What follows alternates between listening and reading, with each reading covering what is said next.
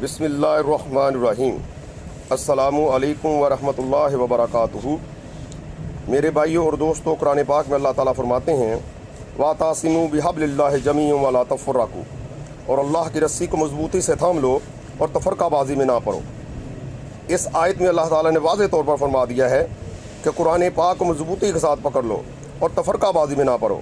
लेकिन आज हम देखते हैं कि हम आज देवबंदी, अहले हदीस, बरेलवी, हम्बली, मालकी, शाफी जैसे फ़िरक़ों में बढ़ चुके हैं, और हर मस्जिद के साथ ये लिखा होता है ये मस्जिद देवबंदी बरेलवी है, ये मस्जिद अहले हदीस है, ये मस्जिद हम्बली है, ये मस्जिद मालकी है। ये बिद्दत है। सहाबा इकराम रज़ियल्लाहु ताला अन्हुम के ज़माने में मस्जिद का नाम सिर्फ़ और सिर्फ नाम के ऊपर रखा जाता था, जैसे मस्जिद बलाल, मस्जिद आयशा, मस्जिद अबू बकर वगैरह।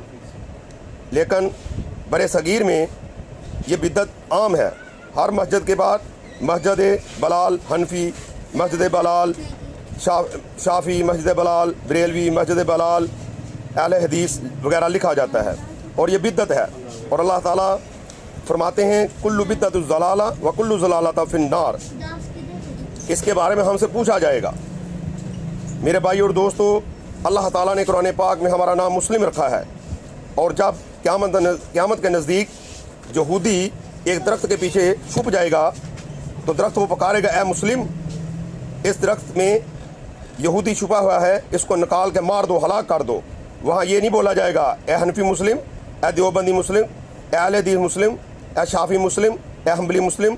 इस दरख्त के पीछे यहूदी छुपा हुआ है, इसको निकाल के मार दो। वहाँ सिर्फ और सिर्फ ए मुस्लिम बोला जाएगा। मेरे भाई और दोस्तों, हमें अपने आप को सिर्फ और सिर्फ मुसलमान कहलाएं, मुस्लिम कहलाएं। यही अल्लाह की बारगाह के अंदर महबूब लफ्ज़ है। हमें चाहिए कि हम तफरकाबाजी से बाज आ जाएं, तफरकाबाजी को छोड़ दें, तफरकाबाजी से नफरत करें, क्योंकि अल्लाह के प्यारे नबी पाक सल्लल्लाहु अलैहि वसल्लम तफरकाबाजी को नापसंद फरमाते थे, और अल्लाह ताला भी इसको नापसंद फरमाता है। हमें सिर्फ मुसलमान बनकर ज़िंदगी गुजारनी चाहिए। अल्लाह से दुआ है कि अल्लाह ताला हम गुनाहगारों को तफरकाबाजी से महफूज रखे और आपस में भाई भाई बनकर और मुस्लिम बनकर रहने की तौफीक अता फरमाए। आमीन सुम्मा आमीन। अस्सलामु अलैकुम व रहमतुल्लाह।